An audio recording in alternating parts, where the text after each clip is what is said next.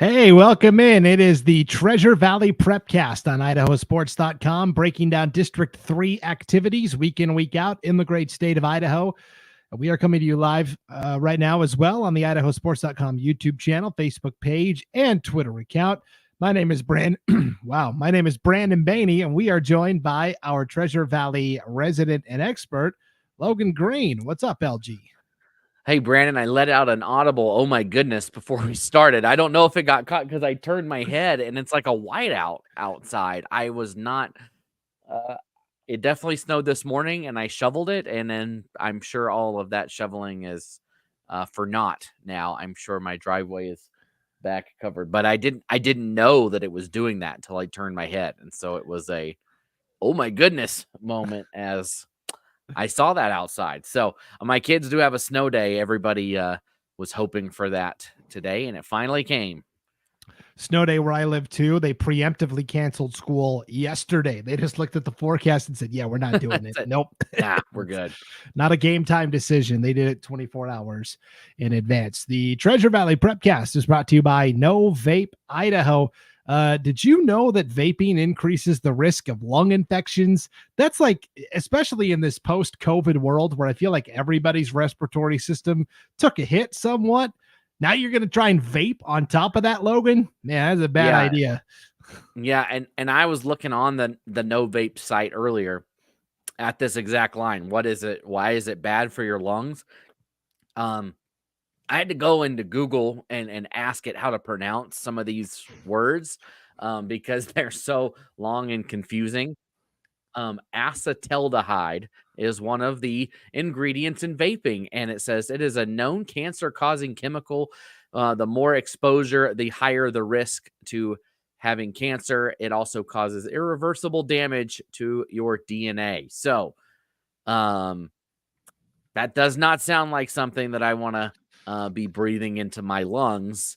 It's already hard enough for a big man to breathe running up and down the gym stairs, and adding that into the mix wouldn't be a good combination. Yeah. For more tips and, good reasons why you shouldn't vape, you can type in No Vape Idaho. That's no with a K, like the more you know, No Vape Idaho, into your favorite search browser and click on the website from there. All right, Logan, we have got, it was a wild night of basketball. Tuesday night up and down the Treasure Valley.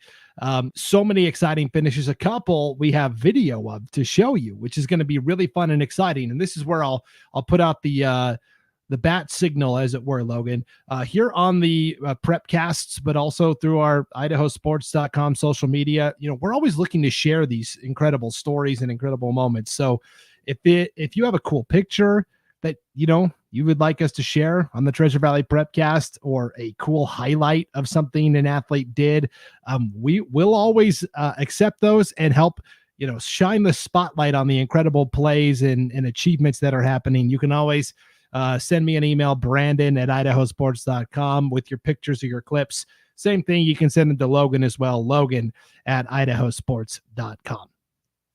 Yeah, we got a couple this morning in on our Instagram page, and so quickly just was able to turn those and put them up because they were awesome. They sent them over and said, hey, will you post this? And we're like, yeah, we'll post that. We want everybody to get as much exposure as possible. Yeah, and we're going to show one of those highlights because it happened to a Treasure Valley team here in just a moment. But we are going to start with boys basketball and the Stinky Sneaker Showdown. That's right. Mountain View hosting Meridian last night, Logan. This video clip we're going to show you is from Twitter. It's from Race Archibald, great writer for the Idaho Press, and he was sitting, pretty much courtside, and got a really good shot of this finish. Here's the scenario. We're tied at 51-51 with about less than 5 seconds to play. There's probably like 3 seconds, actually 0.6 of a second there. I can see it on the shot clock. 0.6 of a second to play, Logan. Mountain View is inbounding underneath their basket. Basically, they just need a tip in here and watch what happens. They get the inbound in to Brevin Binder, who sinks it as time expires. There's Coach John Nettleton for Mountain View, he's pretty fired up. And then, the celebration begins with the student section. And boy, what an incredible shot by Brett. Yeah. And that's all you can do in that situation. I mean, 0.6, you do have time to catch and shoot, but not much. I mean, a tip is really one of the better options on that type of play, especially an inbound on the baseline like that. And man, if you're Mountain View, here's Brandon. This is a question that I had when I saw this. Does that taste better at home or does it taste better on the road? Uh, because I can see the justification for both. You want to do that at home in front of your home crowd, but that crowd is very split down the middle, half and half, really. But I feel like to do it on the road, there's just maybe just an extra scoop of ice cream on that Sunday. Yeah, well, this one did come at home for Mountain View, and with the win, the Mavs improved to 3-1 in Southern Idaho Conference play. They are 8-5 overall. Meridian with the setback, Logan, they're now 3-2 in the league and 10-4 overall. And essentially what's happening in this league is the battle at the top is really intriguing. We had another great finish last night. Timberline defeated Capital by 2, 59-57. So you've got the 53-51 win for Mountain View over Meridian, and then the 59-57 triumph for Timberline over Capital as well. It's awfully I mean, there's a Waihe, right? But then 2 through 7 are all bunched in there. Yeah, and we'll get to it later, but the girls is very similar. Each league has one dominant figure on top, and for the boys, it's a Waihe. And then there are a lot of really good teams bunched in there, like you said, Brandon. I mean, Capital is I say only 1-2, but they're a good team. I saw them play at the Capital Classic. They played very well there.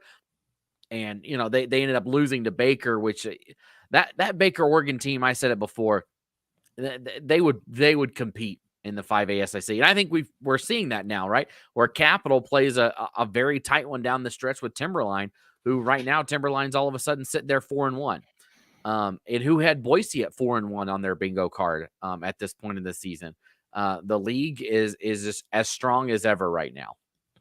And honestly, 2 through 10 are so here are the standings. Waihe is 5-0 in the league, 11-3 overall. Timberline and Boise are tied for second at 4-1. Who saw that coming into the season? Yeah, exactly. I mean, Boise just kind of came out of nowhere. I feel like in girls basketball, we know what Boise is, but in boys, they just come out of the middle of nowhere. Sometimes they're like, oh, hey, we're here and we're good. And right now that's kind of what they're doing, sitting at 4-1. Now, Boise still has a lot of big dogs left on the schedule, like Timberline and Capital and Mountain View and Middleton and Waihe. And so we'll see. But, we said this during football season, right? Oh, yeah, they haven't played anybody yet. And then we looked up and it was the end of the season and they were the 2 seed out of their division. So, hey. Yeah, they have wins over Bora, Cuna, Eagle, you Centennial, you start to step back and say, yeah, they got some losses in there, but man, they got a couple of nice wins as well. Yeah, they did lose to Meridian last Thursday, 65-36. But yeah, for the moment, Timberline and Boise tied for second at 4-1 in the league. Timberline's 12-1 overall, continuing their strong season under coach Travis Noble. Mountain View is 3-1. Centennial is 2-1. Meridian and Cuna are both 3-2. Eagle is 2-3. Capital is 1-2 in the league, but they're 8-4 overall. Middleton is 1-3, Logan, but they're 8-4 overall. Middleton is just a hot streak away from shooting right back into this thing. Yeah, and I've seen Middleton play a few times this year. And one thing, I was talking to somebody else about this too. They are missing, it seems like, that it guy, right? The X factor that can just step into a game and say, all right, I am done with this being a 4-point game. Let's get this going, right? Just that person who can step in and just take over a game. They're very young. They've got a lot of young pieces, and eventually somebody's going to step up. But, they played Waihe very tight in that game. Waihe, the game was sat around a 6-point game the entire game. Waihe pulled a little bit away at the end and ended up winning by 11 or 12, something like that. But they were there. But then Timberline really kind of took care of business against the Vikings. And that I really like that Timberline team, watching that team.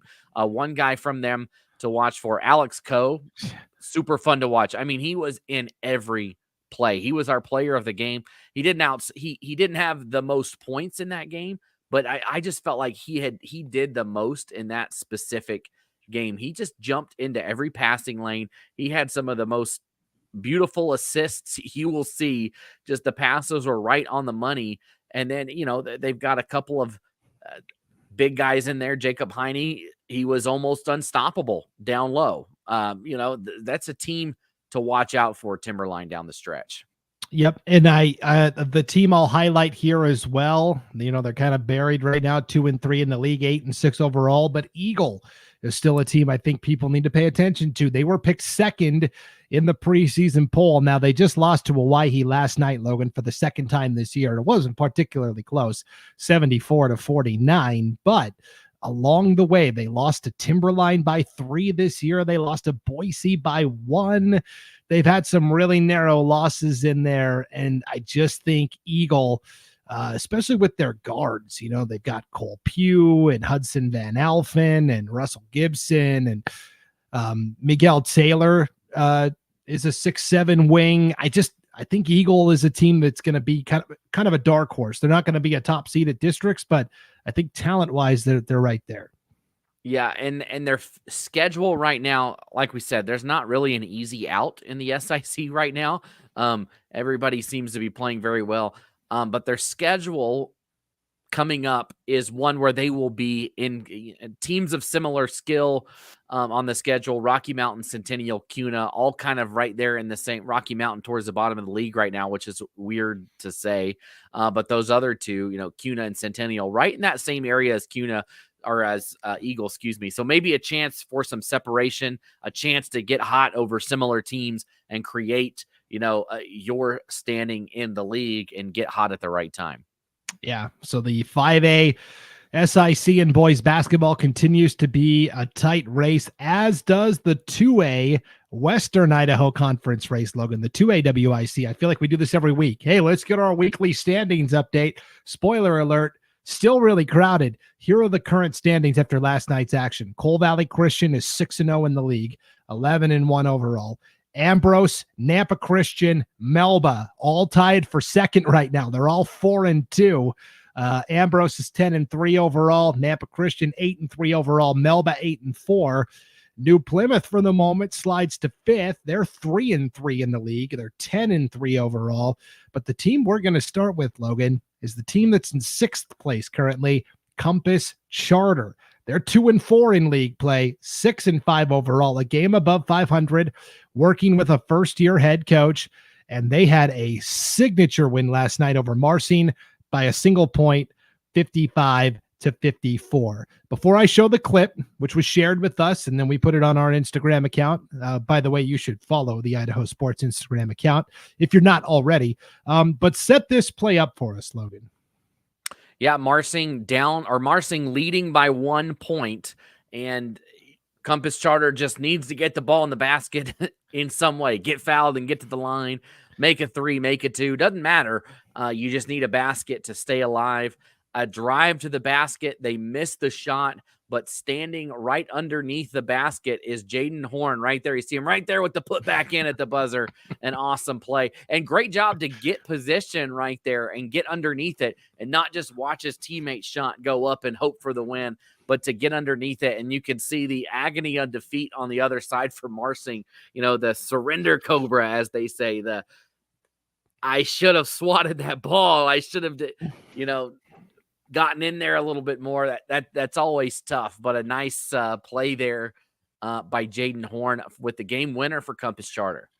What an exciting moment for Compass Charter, a team we don't talk about a lot here on the Treasure Valley Prepcast. Shane Tolman in his first year as the Aviators head coach. The previous coach, I believe, is now coaching at CUNA this year. I'm pretty sure is what happened there for Compass Charter, but what an exciting win. And so now it's the kind of win that can, put you on a hot streak for sure. So we'll keep an eye on Compass Charter, 6-5 overall, 2-4 in the league. But boy, at the other end of the spectrum, Logan, last night on IdahoSports.com, Clay Hatfield and Paul Kingsbury had the call for what was a really thrilling affair between not just the top two teams in the WIC, but the top two teams in the state, whether it's media poll, coaches poll, no matter how you slice it.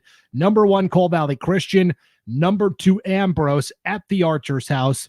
It took an extra period, but in overtime, Coal Valley Christian prevails by a bucket, 57-54. This game lived up to the hype and then some. Yeah, and that's how it should be, right? When you get the top two teams in the state going at it, love to see it not be a blowout, to have it be right there, competitive. And how many times have we on Idaho Sports broadcasted a number 1 versus number 2 game from Ambrose? I feel like I have done at least 2, and then we had another one this year. A lot of times it's number 1 Melba versus number 2 Ambrose or vice versa. But now Coal Valley sneaking into that spot and cementing their claim to that there as being one of the best teams in the state with a win. Phenomenal finish. Eli Kingery, I think, had 20 points. He was our player of the game. Huge performance there. That gym always gets crowded. It has, if you've never been to Ambrose's gym, they have a big side on one side of the court, and then the other side only has 2 or 3 bleachers. It's not very big on the other side, so everybody is on the one side, and it is split right down the middle. So you've got powder blue on one side, and you've got the dark blue on the other side, or red, or whoever it is the visiting team, and it is full from edge to edge. There is not an available seat left.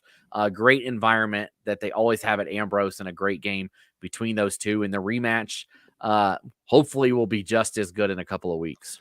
Yeah, that rematch will come on the season finale, Wednesday, February 7th at Coal Valley Christian. I think you might see that one on IdahoSports.com. Just laying it out there. So yeah, stay tuned. Stay tuned. For sure. Yeah, Ambrose is the team I got introduced to. It was my first year of broadcasting for IdahoSports.com, Logan. This was 3 years ago. Ambrose got all the way to the 2A championship game against St. Mary's, and that's when they had Johnny Sugarman and Hudson Hughes and all those great guards. And now it's all the younger, right? There's Tyson Hughes is there, and the younger Sugarman is there now. And Ken Sugarman, the Ambrose coach, really like intimidating looking guy, right? He's this big 6'4", 6'5" guy, looks gruff, but man, when you go talk to him, he's like the nicest guy there is. He's always treats us well. So yeah, and that is the way the WSIC is in general. Just a ton of great people. Love doing games at Ambrose. Anytime you go there, they're like, take you to the back room. Kelly Barber's like, have some pizza, have whatever you want in here, guys. It's always a great, there's a lot worse places to do a game than Ambrose. That's for sure. Definitely. Sean Kane, our East Idaho Prepcast is up next, Logan, after we do this live on the IdahoSports.com YouTube channel, Facebook page, Twitter account. Great game. He was tuned into that tonight, and he will have his own game tonight. Girls basketball, Blackfoot at Shelley. So if you're a Bishop Kelly fan or a Ridgeview fan and you want to take a peek at, the number 1 team in the state in girls hoops, the Shelley Russets, they're hosting Blackfoot tonight, who is also very good and very talented. You can watch that for free on IdahoSports.com. So I know this isn't the East Idaho Prepcast, Brandon, but I was putting that graphic on our Instagram page today. Was looking at Shelley's schedule.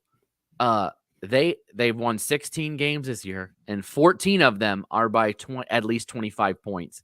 That is unbelievable. They are just rolling through everybody, and it's not like they're playing cupcakes. Like, they are beating good teams. So that should be a fun one on Idaho Sports. I mean, Blackfoot too. Blackfoot's a funny team, right? They've got a ton of great wins and then some head-scratching losses. So it should be a fun game. But this isn't about East Idaho right now. So I'll let you talk about that later. For sure. But just put it out there for all the BK Ridgeview Emmett fans that want to see what's going on in East Idaho for 4A hoops. Yeah, you can catch it tonight on IdahoSports.com. All right. Also in the 2A WIC for boys basketball last night, Logan, Melba hosted New Plymouth. This was kind of like a must-win game for Melba if they wanted to finish with a top 4 seed or be in position for a top 4 seed at districts. They get the win 78-64. And so that, after losing to New Plymouth previously, that moves Melba ahead of the Pilgrims now in the standings. This was a big win for Melba. Yeah, and isn't it crazy? This shows you how good the league is, where you're talking about a must-win game for a Melba team that is essentially the 6th ranked team in the state, where they're all of a sudden in a I'm on the outside looking in position, and I'm number 6. I know a lot of people want to complain in East Idaho about Preston and, Pocatello, but somebody's going to get left out of the WIC over here. That's a very good team that could compete at the state tournament. And, Melba, you got to get hot at the right time, and starting with a win over New Plymouth definitely helps. Yeah, and I guess I misspoke. That was the first time they had played New Plymouth. They will play the Pilgrims in the regular season finale February 7th. Again, maybe a game. I don't know. We'll see. We'll see what we got going on. But I think IdahoSports.com is going to be at a lot of WIC games here. Yeah, over the next couple of weeks. There's just so much. There's so much good stuff to watch. For sure. Really quick before we go to girls basketball, Logan, I did want to check in on the 3A Snake River Valley Conference quickly as well. Fruitland picked up a nice win over Parma last night by 5. 57-52. And when you look at Fruitland, yeah, they're 5-8 overall, but in league play, they are still a perfect 3-0 ahead of, this showdown with McCall Donnelly that's happening on Friday. They've got to travel to McCall, but this is a big time game for the Grizzlies. Despite the sub 500 overall record, a win over McCall Donnelly would put them at 4-0 in the conference, which is really the only record that matters. Yeah, and we talked about them last week, kind of because they were in this log pile or log jam, whatever you want to say, at 4-1. I can't remember what they were at last week when we talked, but then they get the win over Parma. That's a huge win for them. And like you said, who cares about the record on the right side? Just look at that one on the left, 5-1. You want that as best as you can get seeding going into the district tournament. That really helps you in your path to get to the state tournament. Definitely. And last night in the win, Brody Watson, 16 points, 4 assists for the Grizzlies. Zeke Van Hofwagen had 14 points, 8 rebounds, and 4 assists. So that's kind of the story with Fruitland this year, Logan, is they're led by a new coach, Darren Van Hofwagen. He was previously the basketball coach at Canyon Ridge High School over in Twin Falls. He gets the job at Fruitland, moves over with his family, and like we see so often, it's a combo deal, right? You get dad coaching, but you also get Zeke, the player, and he's been a great player for Fruitland this year. Yeah, just a great win by the Grizzlies. Sorry, I think I was looking at the wrong standing, so I apologize. You're probably like, Logan, what the heck are you looking at? When I was saying that, but a big win. I was looking at the girls. No, you're good. Parma is very good in the girls' side, so it makes a little more sense. But that, like you said, that showdown, 3-0, 2 3-0 teams, it's big. And you know what? It does matter outside of this, because it's going to matter where you get seated at state. And if you get to state with a 500 record, you're not looking at a great position at the state tournament. It is what it is. It's probably not going to be a great position. And you want to do all you can to try and fix that. Yep. And one last thing here about Fruitland, and then we'll move to girls hoops. But I was emailing back and forth with Coach Van Hofwagen from Fruitland, and he said, if you're looking for something to highlight, highlight Brody Watson from Fruitland, because he is the only returning player from last year's team. Now, Fruitland's got some seniors this year. They've got 5 of them, but Brody Watson, the only guy coming back with really any experience or was even a part of the varsity team. Coach Van Hofwagen says Brody leads this very young team in more ways than one. He leads in defense some nights, assists in other nights, some nights in scoring. In their most recent game before Tuesday night, they beat Payette on Saturday, 70-37. Brody had 30 of the 70 points. So nearly half of the points came from Brody Watson. And basically, Coach Van Hofwagen said the team wanted Brody to achieve this, and they wouldn't stop until Brody got to 30. So this was his teammates going, hey, you're pretty close to 30. We want to help you go out and achieve it. And so he's leading by example. He's getting buy-in from all of the younger guys and newcomers.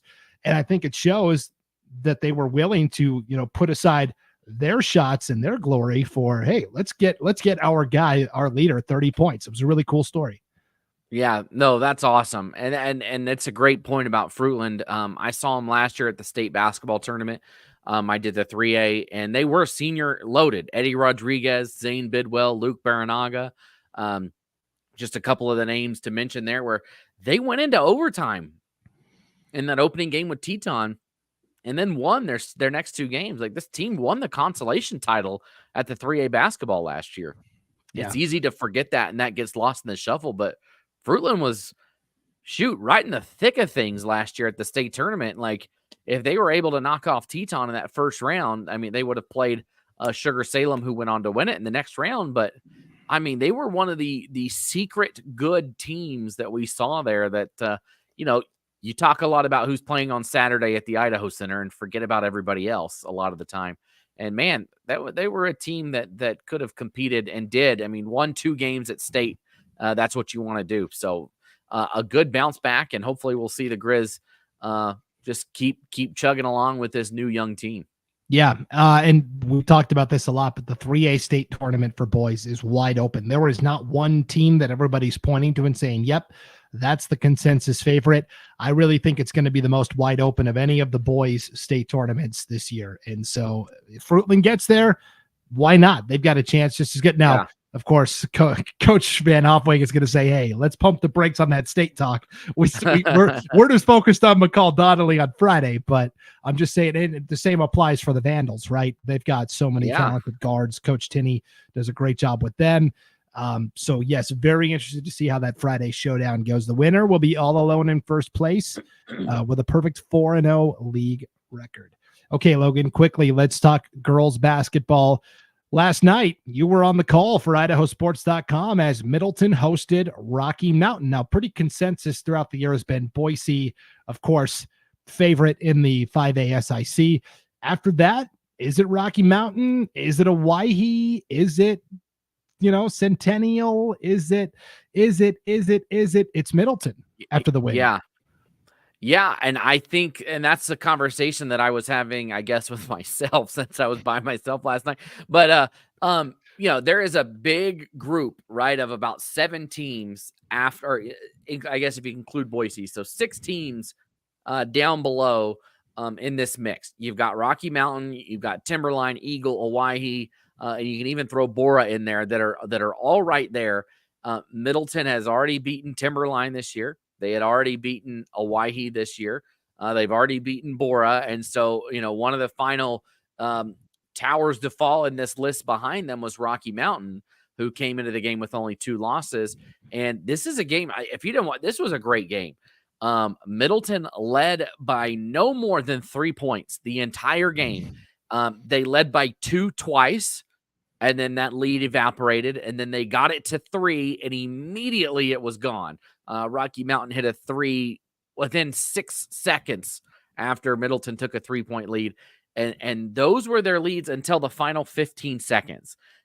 They were up by this is the scenario. They were up by 2 with 15 seconds to go. They go to the free throw line. Zoe Blackwell misses both free throws. So she misses 2 free throws, 15 seconds to go. Aisha Freed pulls down the rebound and rolls out. They call a timeout, and all of a sudden you're like, man, Middleton, because you missed 2 shots, but then you have a player get the offensive rebound. You're up 2. Things are looking good. Then Zoe Blackwell gets fouled on the next possession, and she drains both of her free throws. 4-point game. They end up winning by 6 as a couple more free throws fell. But a very good game, and they fought back. I mean, they were down at one point by 7. I think it even got up to 8, and it was a very back and forth game. They get down 7, they come back and tie it. Maybe get up 1 or 2, and then Rocky Mountain would stretch it back out. But they ended up with more points when it mattered right there at the end. I don't think they led in that game. It's a 32-minute game. I think they held the lead for maybe 45 seconds overall, maybe a minute. I mean, really, I'd have to go back and look. It wasn't a long time to hold the lead, but that doesn't matter. You only need to hold it right at the end. And they did so. It just impressive. They're extremely young. Boise took care of business against Middleton, but I think Middleton right now looks to be that second team in the league. They play Eagle on Saturday, and that we'll see there. If they can get the win there, I think we're pretty confident them there, but Eagle's going to have a lot to say about that on Saturday. Yeah, two big games to me, looking at the schedule. Obviously, the matchup with Eagle on Saturday. Winner of that will be alone in the loss column for second place. And then, I've got my eye on this rematch with CUNA on Tuesday, the 23rd, next Tuesday. CUNA got Middleton early in the season by 53-51. Now, that was a non-conference game, didn't count towards Middleton's league standings. But I'm interested to see how the rematch goes. Yeah, a lot of times you see teams bounce back after that, right? Or it goes the opposite way. We've said this multiple times on this Prepcast where a team wins the first one by a lot, and then the next team wins the other game by a lot. So we'll see. I mean, that Middleton team this is one thing that I saw. They looked like they were a little bit out of control early in the game. And this is one thing I saw from them last year, too. Coach Blackwell called a couple of timeouts early in the game. And I don't know what she said, but it seemed like, let's just slow down. Let's calm it down. A lot of times they were throwing the ball over, off the baseline, trying to push and maybe just take half a step back and slow it down and run the offense. And they played very good defense when it was a half-court defense. Rocky Mountain got a lot of putbacks, and that's something to watch out for Rocky. Man, they really CC Legaspi just kept putting in putback after putback after putback down low. So watch out for her down the stretch. I mean, Rocky Mountain went to the state championship last year. Like, no, we're not worried about them. They'll be fine. And so we'll see. We'll see if they can really play their game and just calm it down. They're a team that could be dangerous at the state tournament. Yeah, if they make it there, of course. It is, because it's going to be a gauntlet at districts, and man, I would stay out of the play-in game if you can. That's all. And this is my thought, Brandon, with this league is you do not want to be 4. If you can't get second, get third. Right? Because is anybody beating Boise right now? I don't know. Maybe they're playing so good. If you can finish second or third, you know what? If I can win my second game of the tournament against either the 2 or 3, I'm in. You don't have to worry about trying to fight your way. You're in. You get to that SIC championship game, your ticket's punched. And I'd rather lose to Boise there with my ticket punched than have to punch my ticket against Boise. So definitely a lot to play for these teams to get that second or third seed.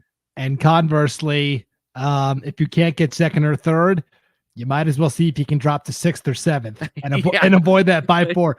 Who's in 6th right now, Logan? If district started today? Rocky Mountain. Oh man. You're like, no, don't do that to me. I mean, Rocky played very tough. Like they lost to Eagle earlier in the week. Or that was, I guess, on Saturday, couple on the 6th. They lost to Rocky Mountain by 1 in overtime, or they beat Rocky, in overtime. So I think that, those 3, I think Middleton, Rocky, Eagle are probably the next 2. And I'm not sure how much separation there is between those 3. Obviously, Middleton got the win. We'll find out what Eagle does here and where they sit in that formula. Yeah, I still think you can't forget about Hawaii either. They're lurking. They lost to Middleton by 6, Rocky by 5, Lake City by 3, Coeur d'Alene by 14, but it was the season opener. That 5A tournament. Yeah, it's just loaded. Yeah, it's there are so many good teams, and 1, 2, 3, 4, 5, 6, right? 6, right? From Rocky Mountain, Hawaii, Eagle, Timberline, Middleton, Boise. All of those teams are capable of winning. a game at the state tournament, and 2 of them are going to have to fight their way in and might not even be there. Yeah, one we'll have to do a play-in game against Madison, probably, maybe Thunder Ridge from the east. The other one's going to have to play Lake City or Coeur d'Alene, and good luck. That's going to be interesting. How about there's a real scenario, and we're going way too long on this, but there's a real scenario where Coeur d'Alene goes from state champs to not making it back. Not making it. That would be brutal. That's a very real scenario that is on the table. So we will see. All right. Well, we have one last thing to talk about here on the Treasure Valley Prepcast. The IHSAA held their January meeting earlier this morning. A lot of important stuff went down. We'll highlight it for you right after this word from our sponsors at No Vape Idaho. It's not like I'm doing drugs. Nicotine can negatively impact the developing brain and make it more susceptible to other addictive substances. Students that vape are 3 times more likely to start smoking weed. And kids who share vapes can unknowingly inhale other drugs like THC, meth, or fentanyl, causing permanent lung damage, overdose, and even death. Be smart, don't start.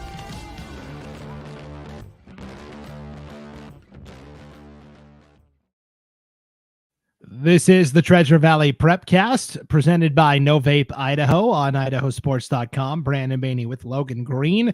The IHSAA held their January board meeting earlier today. Logan, right away at the start, of course, we got the news a little while back that Ty Jones was going to be stepping down as the executive director for the IHSAA at the end of basically the school year in June. His replacement has now been selected. It's current board member and current Shelley superintendent, Chad Williams. Congratulations are in order. Yeah, congrats, Chad. I mean, that's an awesome honor, right, to be the head of the IHSAA. So excited to see what things come out the pipeline. You know, every director has their own vision, their own goals. So it's always fun in anything, whether it's a president of the United States to a school president to anybody. To see what they might want to do and what their vision is and what things are going to lay on the horizon for us. Yep, for sure. So congratulations to Chad Williams there. Also discussed at the meeting earlier today, state tournament expansion. Is it happening? The answer is maybe, but there's a lot of work we got to do to get there. So they're at least discussing expanding state tournaments, Logan, which is a start. Yeah, it's a start. I always listen to these things sometimes, and I wonder if I wonder if the student athlete is the true thought behind some responses and answers. I'm serious. Like I heard, I don't know who it was there was some comments about state tournaments being hard on employees or hard on people that were working, or it's going to be X, Y, and Z, or teams don't want to travel. But we put out a poll, Brandon, a couple of months ago. I don't know if you remember this, about do you want to travel or stay at home for a state tournament?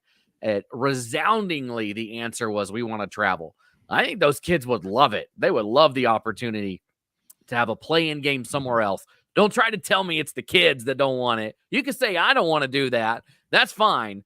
But I don't want to hear anybody say the kids. I mean, what do I know? I'm just thinking of myself in high school, a 4-hour, 5-hour trip with my friends to play in a game. Even if we lose, I will always remember that.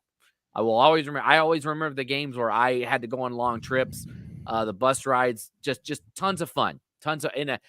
That's pathetic. As a team that lost, my favorite memory is the bus ride. So there's that. But I think it would be a great experience for them, and at least it didn't get told completely no.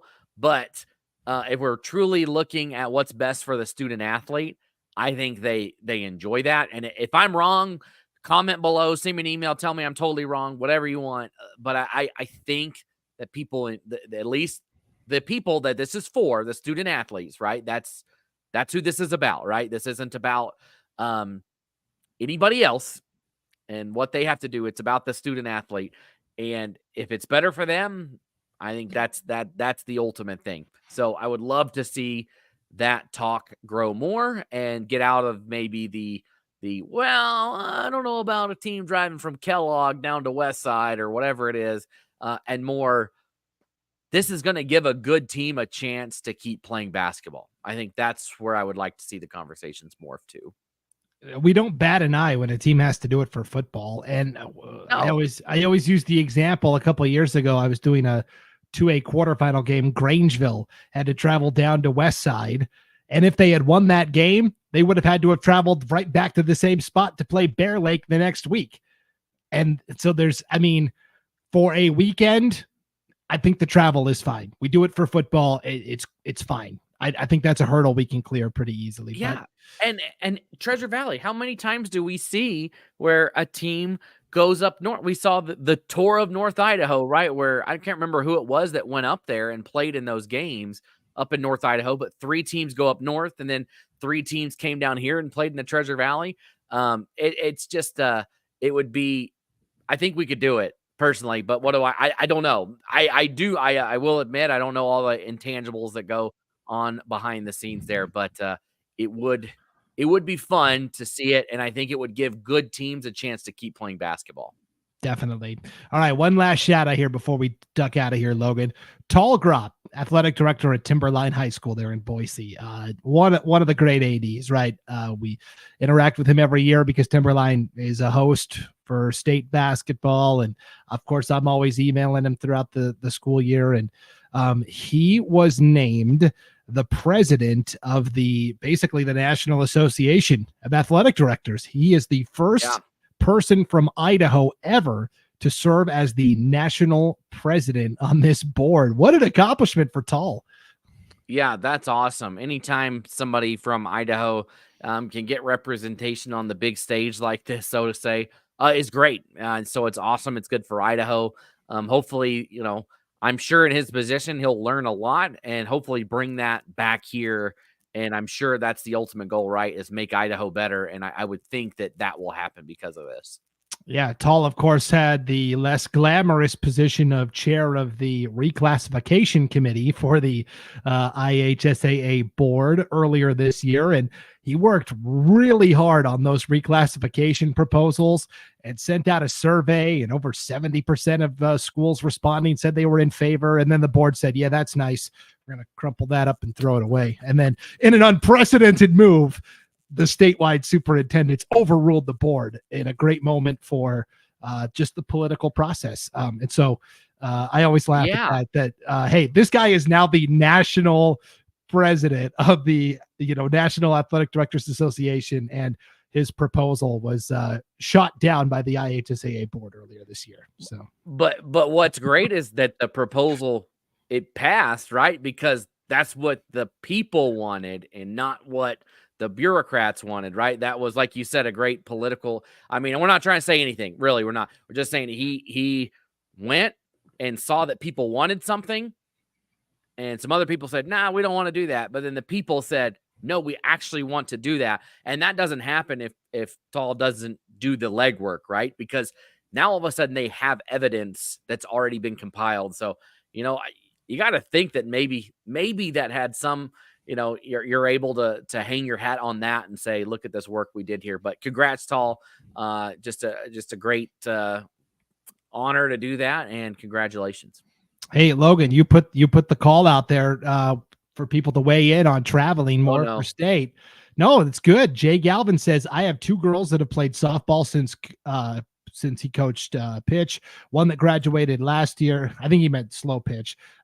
We travel all over the country all spring, summer, and fall for travel ball. Traveling within the state for an expanded tournament would be a blast. And then here's Annie. My husband, as a coach, loves when his athletes get to sleep in their own bed. However, my daughter, who is an athlete, loves to play overnight away games. She would love to play state up north. My husband, not so much. And I that doesn't shock me to hear that the coaches want you in your regular routine, mom and dad making you load the dishwasher at night instead of staying up playing Fortnite with your friends in a hotel all night or whatever it is teenagers do.